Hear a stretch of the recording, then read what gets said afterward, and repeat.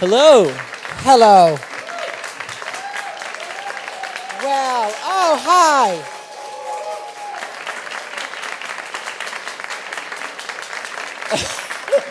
Now you look confused. Well, because I see a lot of homosexuals here, and I like seeing that.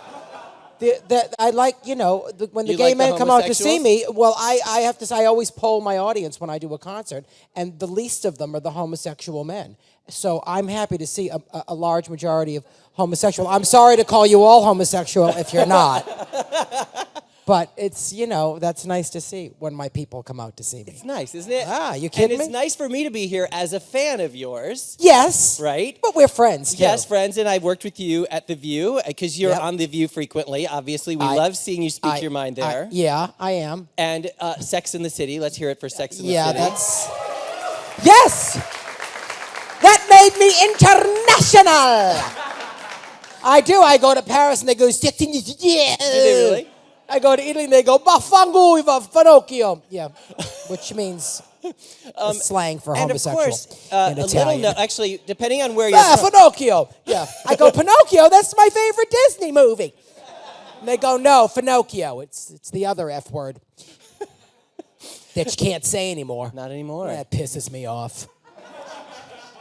I want to be able to say what I want to say. I feel like you generally do. Yeah, I do, but you know what? I don't tweet too much. No? No one's coming after me if I do a sarcastic tweet and they can't read the sarcasm because they don't know what I do. So I'm too old to be. It's like, you're going to come after me for shit? I'm too friggin' old.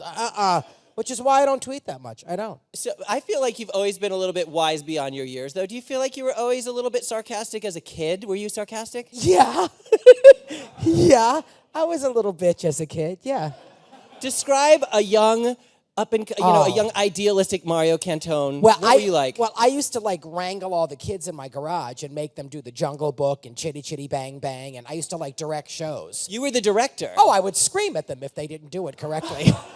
I was like, more fear, the ship is sinking. We do the Poseidon Adventure in my backyard, in the pool, I had a little plastic boat. I had a little 8mm camera, and I had a little plastic boat, and I would film. I would be I'd have someone with a bucket of water be like, you have to throw it when I tell you, so it looks like the ship is flipping over. And then I had kids one little girl was on one of these upside down tables off my porch, and I actually made her jump, and we caught her with the blanket that was stretched out the way they caught Pamela Sue Martin in the Poseidon Adventure. We really did that.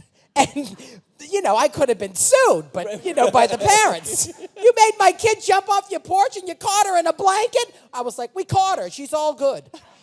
And she was riveting as Pamela Sue Martin in the Poseidon Adventure. Yeah, I would do things like that. I would it was, and my mother would, if we were too loud, you'd hear those open-toed Gola-May Fredericks of Hollywood slippers come flapping down the stairway. You knew. And the angrier she was, the faster the flaps were, and people would flee the area. She was like, the old bitch is coming! And everyone run. So what age did you realize, hey, I can make some money doing this? Or did someone tell you, or did you just figure it out? No, I just knew. I always knew I wanted to do it. And my mother would be like, well, you better take some education courses. You got to have something to fall back on. And I was like, I don't want to fall back on anything. And you didn't, did you? I didn't, no. My major was in acting, and my minor was in comedy writing. Good luck. Yeah. There was not any educational courses at all. Right. Yeah, because I went to Emerson College, and they had a comedy writing. Norman Lear came, who was a graduate of Emerson years ago, and he gave all this money for a comedy writing program. And when I got to Emerson College, my freshman year, I got into a group called the Emerson Comedy Workshop, which was a Second City group that did sketches, and Dennis Leary was pretty much the head of it. And it was the hottest thing on campus at the time. And I auditioned my freshman year, and I got in. And I couldn't even go to the callback because I was doing Equus in Lawrence, Massachusetts. You were doing Equus? Yes, I was the riveting as Alan Strang. Yes. And I did the nude scene and everything. And I was adorable then. And yeah, I couldn't go to the callback because I had a performance of Equus. And they still, made me come into the group. They still said yes. They anointed me. Is that a euphemism, or Like is there a priest. Yeah, no. Now, let me ask you a question. I have never known you, and I think most of us have never known you to be anything other than your authentic self. Yeah. But in your early years of your career, You're a gay man. Yeah. We know that. Yeah. Were you ever pressured to be less quote unquote gay or Now I'm not gay enough, that apparently. But oh sure, yeah. But I never did. I mean, I would. I remember auditioning for the Improv, which was the original improvisation comedy club on 44th and 9th. And it was you had to go get a number, and I prayed that I wasn't going to get the number because I didn't want to audition. I was terrified, and I got a friggin' number. So I auditioned, and then I got a call back and for the next month, and then Silver Friedman, who owned it, she was Bud Friedman's ex-wife, because she got the club in New York and he got the club in Hollywood in the divorce. And I got in I got in it. But I remember, like, every time there was like evening at the Improv, or network executives who could come in and hand out development deals for comedians, I would never get them. I would never get them because you figure pretty clear to you. Yeah. Now let me ask you this: in every kind of cattle call or long audition, there are those in the line that are always big and big of a life and kind of being that kind of comic, and there's some that kind of pull back and get inside themselves for their act. Yeah. Which one were you back then? And which one are you now? Like, would you say, are you always larger than life? Are you reserved? What are you when we're not seeing you on television? I'm never reserved. I'm very theatrical. Yeah. I'm an entertainer. Right. I sing, I dance, I laugh, I cry. Yeah. I'm a sad clown. I am. I'm Pagliacci. But I think there's more. No, it's never. Look, I mean, I don't get serious on stage, really. I never do. Right. I mean, I do here if you want to. You want to talk. I'm not out to make you cry. No, friggin' Barbara Walters over here. But you were talking about that story. The talk show. There was a time in I was booked on Johnny Carson, October 26, 1986, and I remember auditioning in the club. Peter McCauley, who was the talent coordinator for Carson at the time, came out after I came off stage. He was like, "You were great. I don't know what we're gonna do." This was the audition at the club that precedes going on Carson. Yes. He was like, "You're gonna be great," and blah blah blah.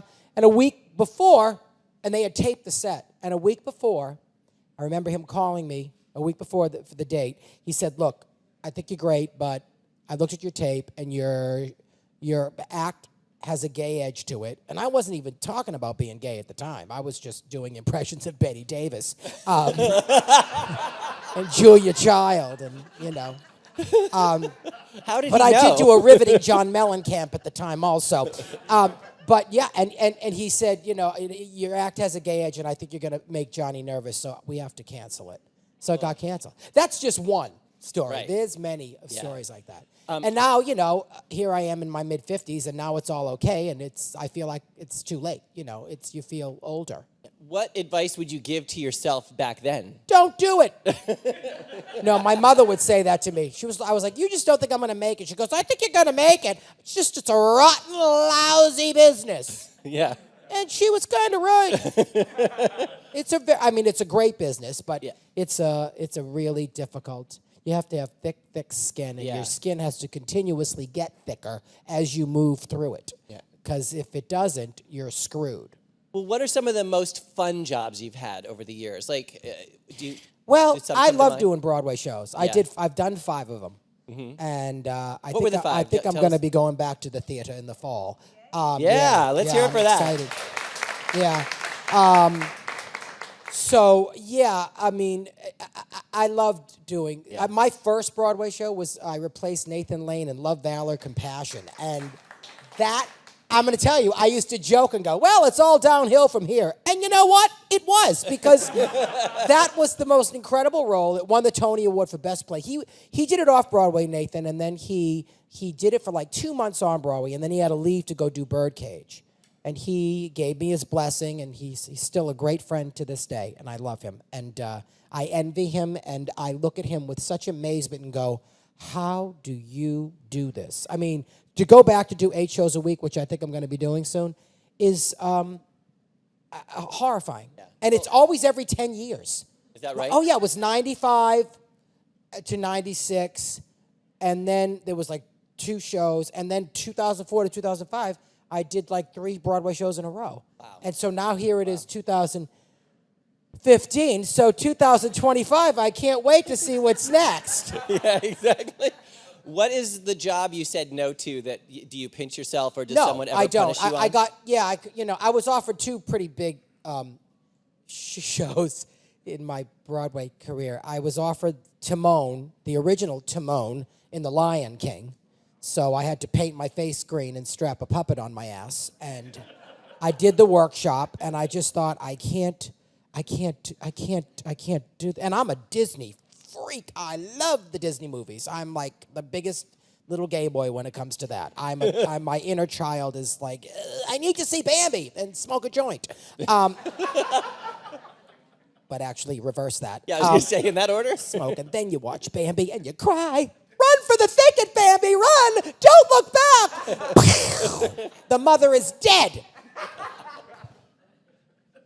Anyway, I love that movie. It's beautiful. I like the old stuff. I mean, I like the Pixar stuff, too. I don't even know what I was talking about. But anyway, I was supposed to do Timon and the Lion King. And Julie Taymor, the brilliant Julie Taymor, directed it.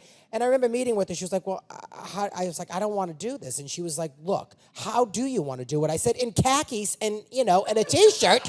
But that's not your concept. I wouldn't ever do that to you. And I said no to it. I said no to it. And my friend Max Casella did it originally on Broadway. That kid was in traction at the end of the year. He was like, I'm not an animal. I mean, he was literally like all messed up. Yeah. Wow. Yeah, it's the hyenas and the giraffes, when you see them, if those things go over, and they have to pull them off by their feet. They can't get back up.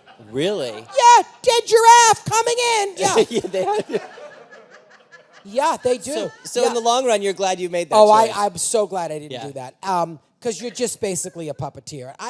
The thing with Broadway is, as much as I love it, it better be a good piece, or it better be something you're going to love to do, because it's 8 shows a week. Yeah. And even at its best, even during Love Valor, there were times where I was like, I got to do another Takes a one. toll. Oh, it's exhausting, And my one-man show was like exhausting but thrilling. Laugh and I loved Whore? it. That was, Laugh Whore, yeah. That was really, really thrilling. And Thank interesting you. note, I went to see you in Laugh Whore, and who, in my mind, I always look back and think, if I knew then that I'd be sitting across from you right now, I would, I always think of my 12-year-old self, my 12-year-old self. I'm so Were excited. you 12 when you saw it? No.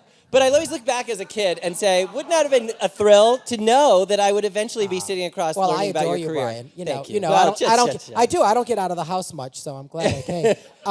But I mean, that was a really thrilling thing to do. I'll never forget that, because we opened to like great reviews. It was just a limited run. It was produced by Showtime. They filmed it. It was a 12-camera shoot. It went on Showtime in 05, in May of 05. It did very, very well. And my opening night was at the Rainbow Room with the swing band. Really? Jay Larkin, may he rest in peace, was a big theater geek, but he was the boxing guy on Showtime. He used to do specials. I'll never forget it. I went and met him in 2003, and he said, look, we want to give you a special. He said, we're giving Dave Chappelle one, and we want to do yours after his. And I said, this is what an asshole I am. I said, no. And he said, why? I said, because I want to do it as a one-man show on Broadway, and I want you to film it.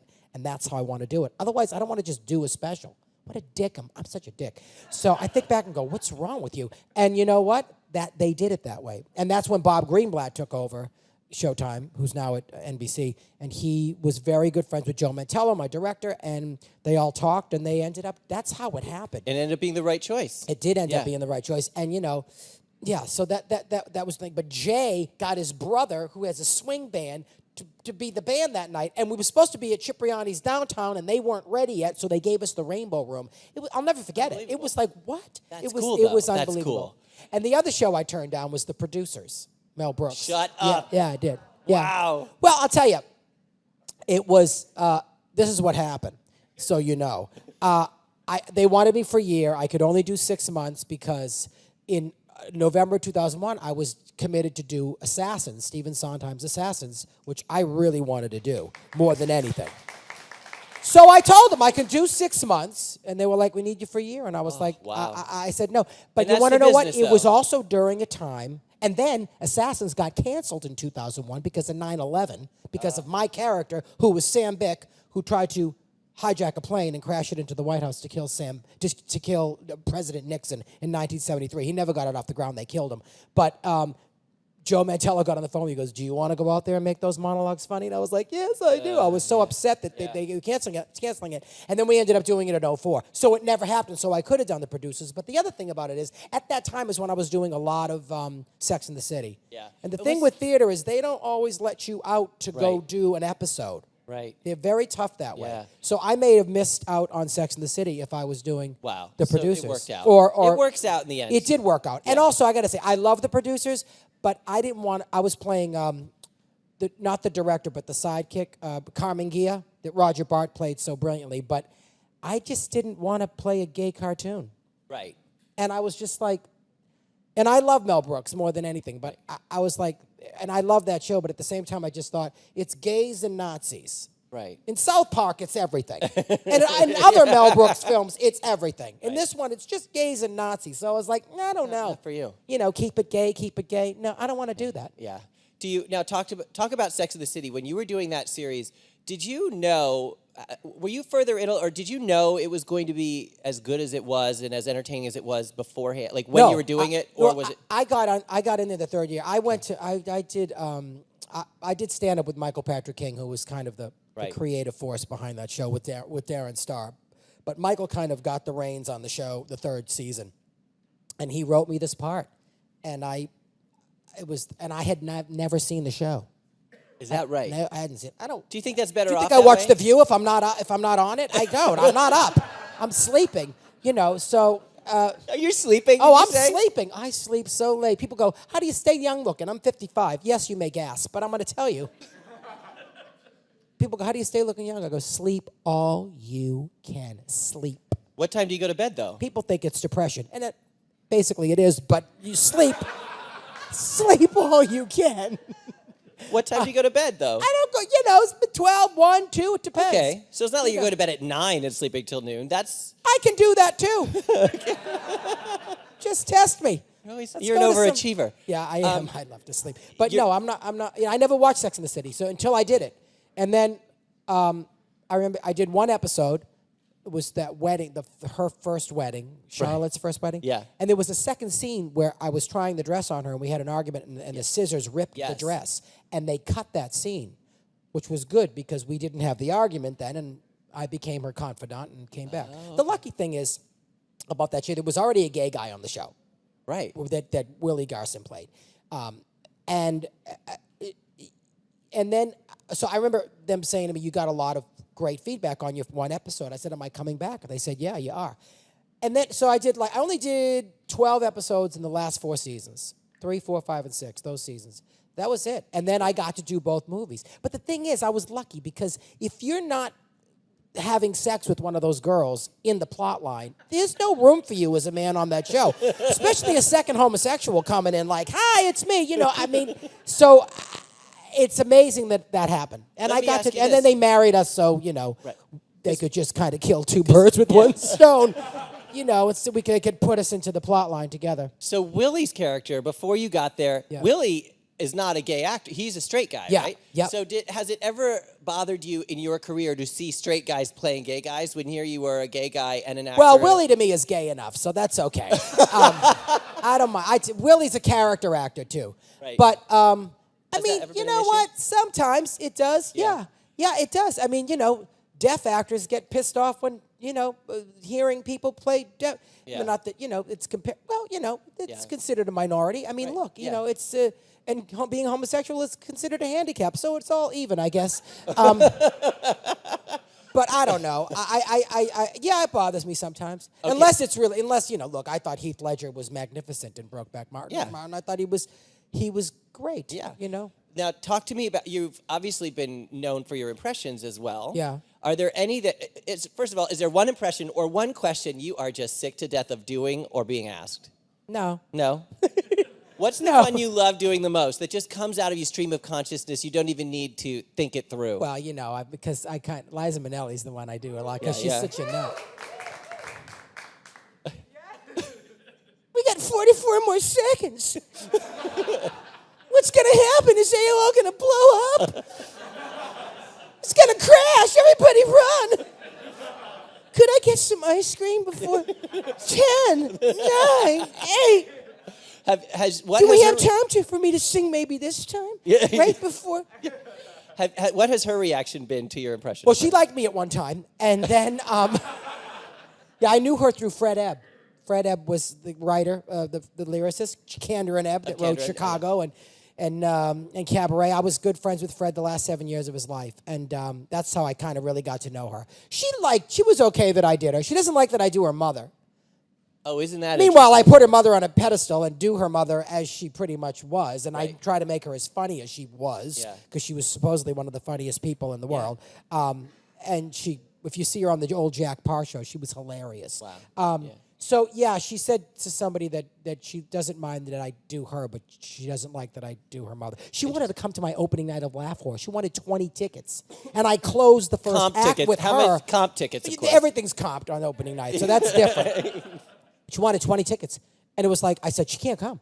I said, I'm going to close the first act with her singing this song called I Ain't Finished Yet that my husband and Harold Lubin wrote. And your husband's a musical director. yeah, and he's an actor. He just finished doing If Then with...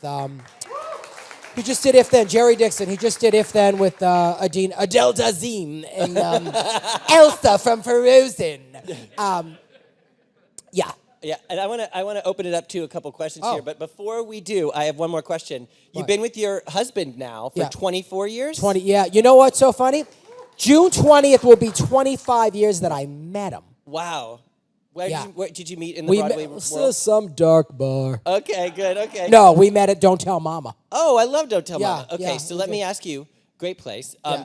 Has he ever been sitting with you and hear you say something? He goes, "Are you doing a bit? Are you practicing on me?" Does he ever call you out on that? No, people say to him, he must be so hilarious to live with, and he's like, he's a depressive. He sits on the couch and watches Turner Classic Movies. He's asleep. He's in bed. I'm in bed. Yeah, he knows. He used to get, when we were first together, he'd be like, I'm all alone in the morning. I'm like, well, sleep later. What do you want me to do about it? You're gonna have to get used to it, and he did. Now sometimes he sleeps later than me.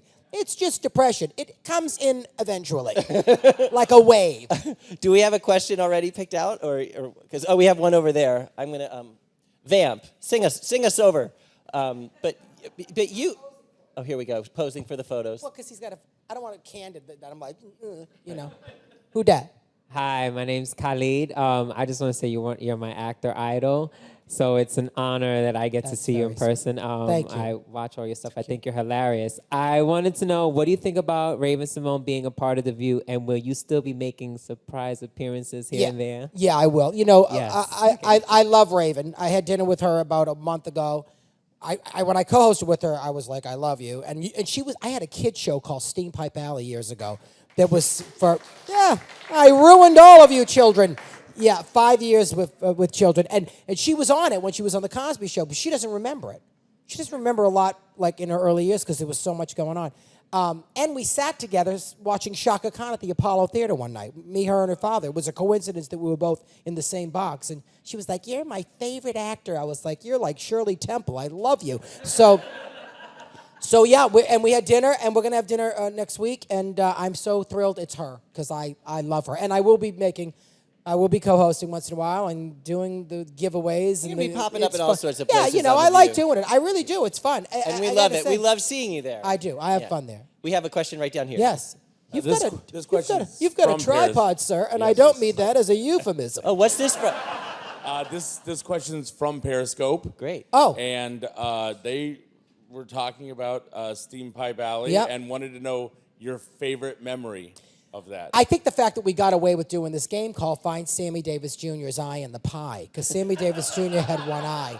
So, but we called him Sammy Jr., and I'd had a patch over my eye, and it was sequins. And we didn't do it every week. We did it like once a month, and because games would rotate. But we would, we just told, we had this guy Bob Woodruff, who was, may he rest in peace. He's the one that gave me the job. He was this southern gay guy that was just like whatever, and he was like, I was like, can we find Sammy Davis Jr.'s Eye in the Pie? He's like, all right, that's what you want to do, It was on.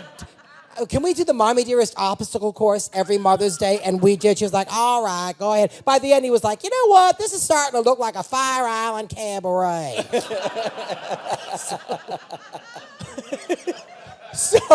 we got away with murder. But yeah, it was probably that, doing that. And, we had some great guests on, too. We had, like, the New Kids and Raven. And, yeah, we had, like, some great... It's a cult. It became a cult classic that adults wanted to watch as much as the kids and more. We had a 52% adult audience. I used to get letters from prisoners at Newark Prison. None of those panned out. But I would go and visit them and go, what's the matter? What did you do? What are you in for? And ironically, you're not big on kids, even though it was a kids show. Nah, I never wanted kids. I think that's why I was never messed up about not being able to get married, even though now you can and I did, because we're older and I'm not going anywhere. He's not going anywhere as far as I know. So, death and taxes, you got to do it if you're going to be together, But I think, the good thing for gay men was that we didn't have to. And like when I was younger with my husband, I'm like, I don't know if I would have married him right away or even the years into it. It's like, I don't want kids. That unit thing is the thing sometimes that really messes up a young gay man because you're like, I'm never going to have, like in my day, I'm never going to have the wife, the kids, and the house, and I'm never going to have that. To me, I was like, I don't want that. I want to live in New York. I want to be an actor. I want to, I certainly want to have love in my life, but I don't want children. I'm good. So you've got all of those things, which is wonderful. I do, but every time I go on a plane, train, restaurant, there's always children in front of me.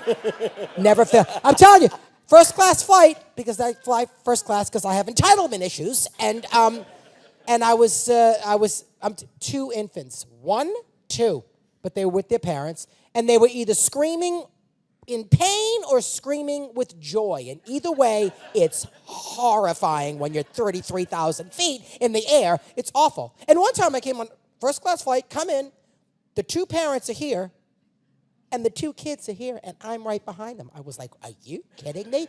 Why aren't they with their kids? Why? I was like, excuse me, 1 and 1. 1 and 1! And I was like, they're not, and they're making out, the parents and the 2 kids, and the kids were like 5 and 7. They were young, and we're taking off, and they're going, wait, took off, wait, took off, I was like, I know! And they always have a plastic cup that they're playing with, and it kept falling back on my shoe, and I want the pink cup, it kept falling, and I gave it back to them. I was like,